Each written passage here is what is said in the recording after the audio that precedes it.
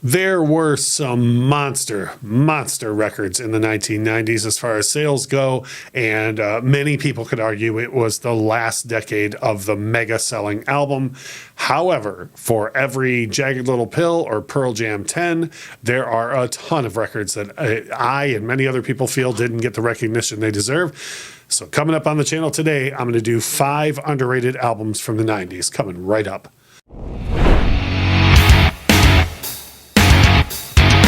Hey, it's Russ. You know me from the Infectious Groove podcast and or this YouTube channel. And today I'm going to talk about 5 albums from the 90s that I don't think got anywhere near the recognition that they deserve. And it's all, or at least 3 of the 5 of these are from monster artists. And then the other 2 are from, I feel, well-known artists where the work that they put out didn't get anywhere near the recognition that it deserves. First up is Pearl Jam with their 5th effort, Yield. I think Yield is the best album Pearl Jam made to that point, and I don't think they've come even close to topping it since then. Yes, I understand 10 and Versus have their fans, even Vitalogy. No Code even has some fans. But to me, I think 10 is one of the best debut records ever. I think Versus is in the discussion for best sophomore effort ever. But overall, I think Yield, their 5th record, is just a better album than those 2 overall. You have everything Pearl Jam does right, all in one spot. Some beautiful ballads, some really hard rocking stuff, and it's all balanced really well, which I feel they didn't do on the 3rd and the 4th records. It's balanced again like they were on the first 2 albums, but in my opinion, just better songs on that 5th album, Yield. After that comes the debut record from the Crash Test Dummies, God Shuffled His Feet.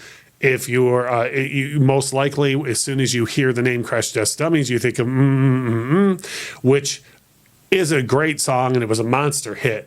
But the entirety of the rest of that record, I feel, is one of like a true hidden gem of the 90s.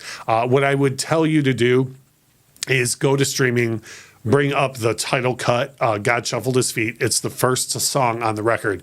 If you like what you hear in the first minute of that song, you're going to love the entirety of the rest of the record. It's all quite a bit different, and there's some things that are similar to the big hit off the record, but the rest of it I feel is quite a bit different. Almost got a Paul Simon type feel to it. Absolutely fantastic album. Third one on my list is Paula Cole, This Fire. Again, known for the monster hit, I Don't Want to Wait, probably because of its association with Dawson's Creek. And there was the much more minor, which I think was the first single hit off the record, Where Have All the Cowboys Gone? Now, this is one where I'll tell you that if you've heard I Don't Want to Wait and you've heard Where Have All the Cowboys Gone, I feel like the rest of this record sounds very similar to those songs, but that to me is in no way a bad thing. Really, really solid effort, and I wish that we would have heard more on the radio, but sometimes when you have that one massive hit, it just eclipses any chance of the rest of the record getting the recognition it deserves. So I would say definitely take a listen to the rest of This Fire by Paula Cole. Up next is a band who is enormous, has broken all sorts of records. Even the sales on this album did well, not as well as the ones that came before, but it doesn't get anywhere near the recognition that it should. And that is their Van Halen's 4th and final album with Sammy Hagar, Balance. It's a lot darker. It's a lot heavier than especially the effort rate before it, For Unlawful Carnal Knowledge.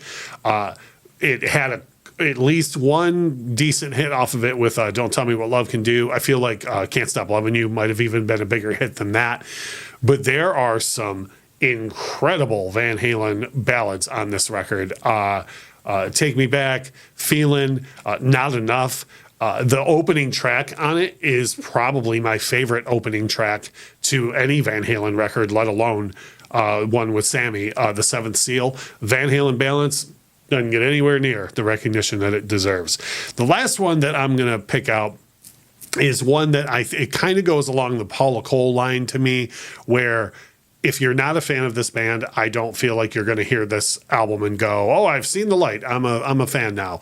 But I do feel like it's easily their best songwriting, best lyrics. I feel like it's the best guitar playing overall from the band. And that's These Days from Bon Jovi. Everything about the record to me is them doing everything that they do right. If you were a fan of the album Keep the Faith, to me, it's the next evolution from that. The song subject matter is even a little more serious than what they were talking about on Keep the Faith. And again, Richie Sambora is on fire guitar-wise the entire record. John wrote some of the best lyrics that he's written, in my opinion, and his voice was very much still right in his pocket for doing what he does great in his vocal range. So Bon Jovi These Days, absolutely check it out, and really give everything about it a listen, from the guitar playing to the lyrics. So that is 5 albums from the 90s that were underrated, in my opinion. We always say in these videos, please make sure to leave a comment. Let me know what you think of the 5 that I picked, and let me know some of yours, some of the albums from the 90s you think are super underrated. I would love to check them out. As we always say in these videos, thank you so much for watching.